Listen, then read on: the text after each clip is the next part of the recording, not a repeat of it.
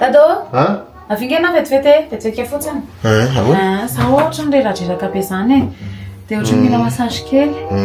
fa misy ankizy mpiara-miasa aminay misy toeran'izany no tena milay be mihitsy manala stress be mihaja be tsy kisita ntsony anao zany rehefa miferina avy any to dia tsy kisina ntsony sady mihaja be le olona mpanotra anao zany fa lehilahy le izy dia sarikely jerena sarikely jerena za tsy saropiaro fa tanao za zany panda milamina fa zay mahatonga io ve le bandy ataovy resaka sérieux io olona mihaja be le manotra tsy atao tsy mety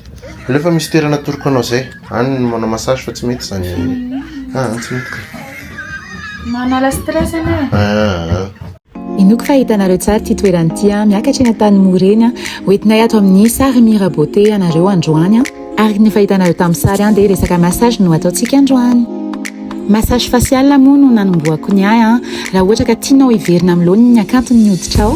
dia hanatsarana ny endrika ihany koa nampy amin'ny fampihenana anketrona dia fanatsarana ny fivezivezen'ny raha ihany koa eo amin'ny tava izany hoe ny circulation sanguine dia tena conseilleko be mihitsy ny ity massage facial ity satria toy irony manao lifting ho an'ny vazaha irony fa tsy misy aiguille fotsiny amin'ilay izy sady natoraly ny fangaro moa ny anaty eto satria nanao massage relaxant ihany koa sady nanao réflexothérapie rehefa manotra anao izy dia eniny daholo hoe ty misy point tsy mety tsara ty zao avy marary aminao tonga dia fantany daholo fa tsy manao magisy fa efa ny anarany mihitsy matianina ny olona mandray atsika fa tsy mitestesta fotsiny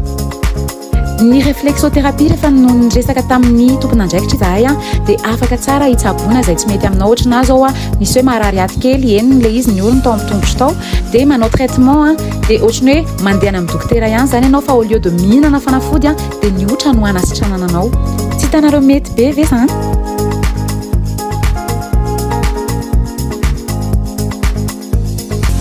tena hoe mahazo aina be mihitsy reto rehefa azo ny tension eto amin'ny épaule eto ay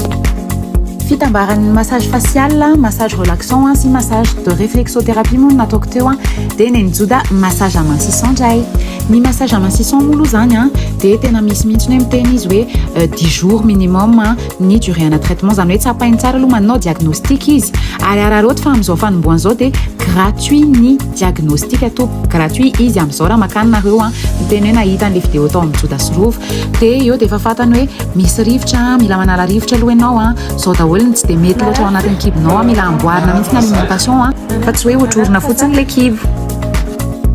nanaiky raha mise fa izy koa mba atao an'le massage facial fa tsara be le izy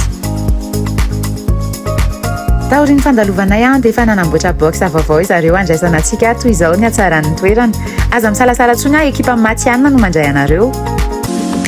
tena tsy voatsina tsy anareo